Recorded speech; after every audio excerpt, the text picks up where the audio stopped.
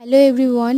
তো আজকে দেখাবো ডালের বড়ার তরকারি। তো প্রথমে ডালের বড়াটা বানানোর জন্য মটর ডাল ভিজিয়ে রেখেছিলাম, ভালো করে ধুয়ে মিক্সিতে ডালগুলো দিয়ে 4টে কাঁচা লঙ্কা একটু জল দিয়ে পিষে নিলাম।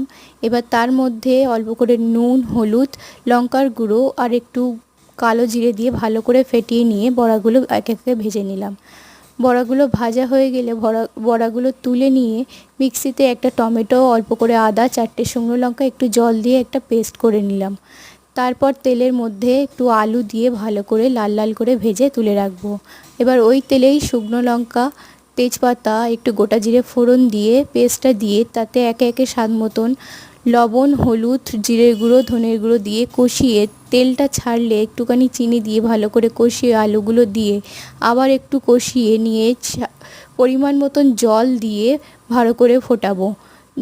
ফুটে উঠলে বড়াগুলো দিয়ে ওপর থেকে একটু গরম মশলা দিয়ে 1 চামচ ঘি ছড়িয়ে নামিয়ে নেব ডালের বড়ার তরকারি।